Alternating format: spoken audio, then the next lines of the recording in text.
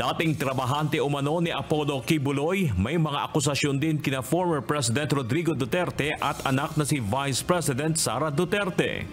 Vice President Sara Duterte mas nais pagtuunan ng pansin ng trabaho kaysa mga akusasyon. Minsan po pumupunta din po doon si former President Rodrigo Duterte at former Mayor, Davao Mayor Sara Duterte. At pag umaalis na po sila doon sa Glory Mountain, dala na po nila yung mga bag. Na siya pong bag na nilalagyan po ng mga baril. Panahon ngayon ng aking pagtatrabaho. Tutuparin ko ang sinumpaang tungkulin. Uunahin ko ang mga tunay na suliranin. Uunahin ko ang Pilipino. Lisensya ng SUV driver na sangkot sa road rage sa Subic, sinuspindi na ng Land Transportation Office. Baka tayo bang ganyan?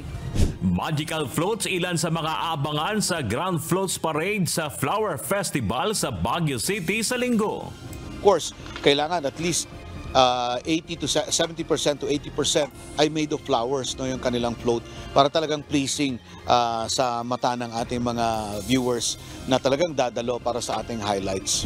Hamas binigyan ng March 10 deadline ng Israel para palayain ang natitira pang mga bihag.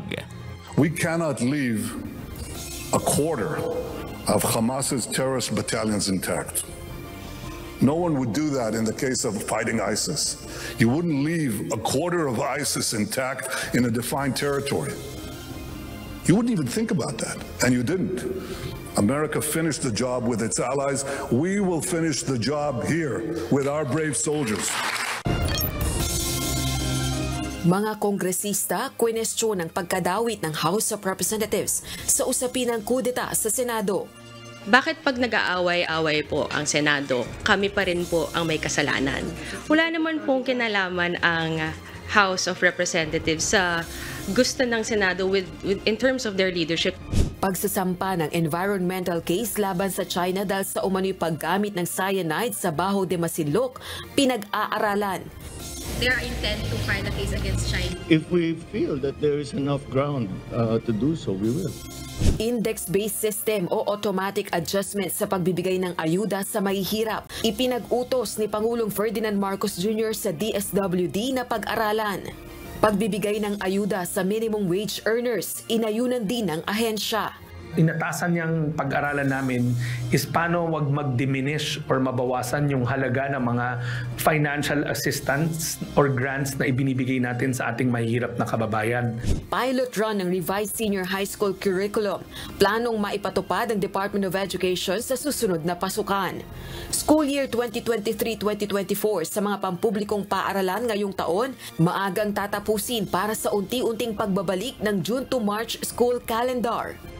Ang target pilot natin for the senior high school curriculum is next school year.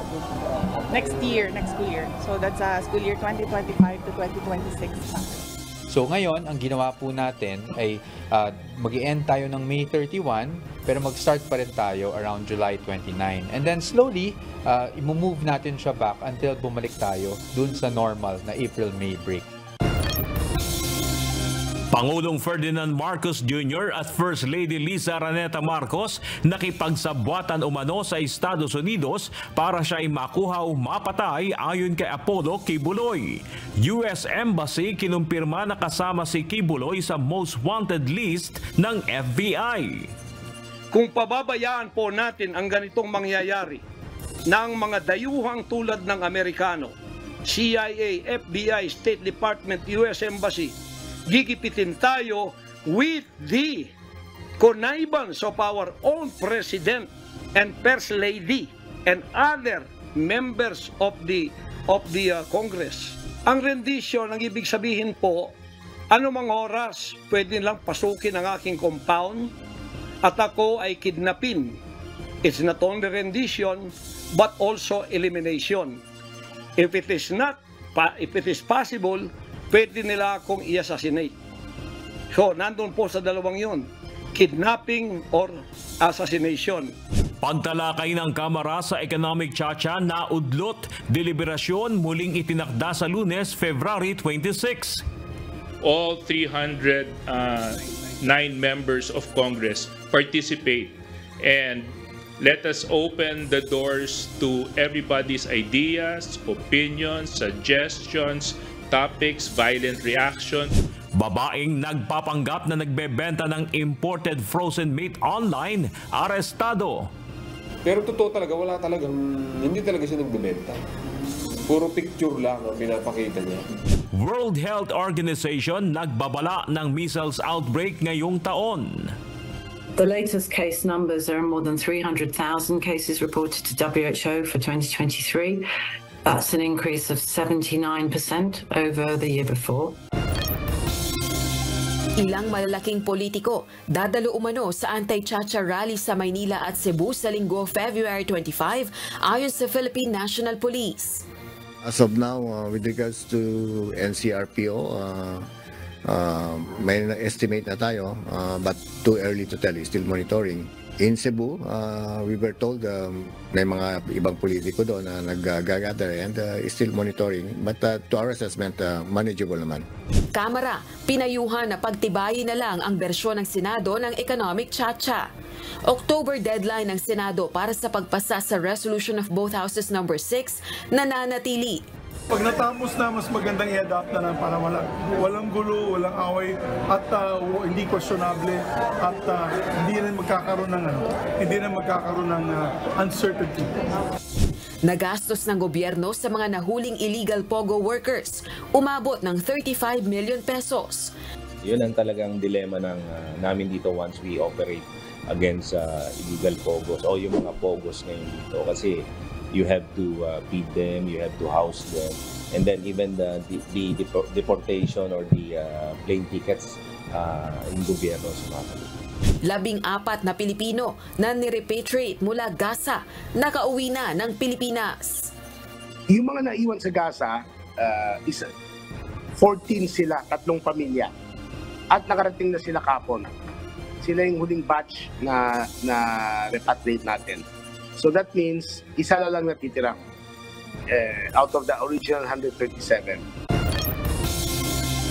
Apollo Kibuloy inaasahang haharap sa March 5 hearing ng Senado matapos matanggap ang sabina ayon kay Senator Riza Ontiveros. Inuudyok ko talaga si Apollo Kibuloy na humarap na sa Senado. Mga Pilipino na balak magtrabaho sa ibang bansa, muling pinalalahanan ng Department of Migrant Workers kasunod ang pagkakahuli sa isa na namang peking recruiter sa DMW compound sa Mandaluyong. Tanggapin na natin na bahagi talaga ng modus ng iilang illegal recruiter at rest assured nasasawata natin yan. Meron tayo, again, roving ang lahat ng security guards natin. Pagdinig ng Kamara sa wage hike bill, hindi maapektuhan ng economic chacha deliberations. Hindi po natitigil ang trabaho ng Kongreso dahil sa usapin ng constitutional reform. In fact, ngayong Tuesday, magsisimula ho ang diskusyon ukol po sa wage hike. At unang US spacecraft moon landing sa loob ng 4 na dekada, tagumpay na naisagawa. Today, for the first time in more than a half century, the U.S. has returned to the moon.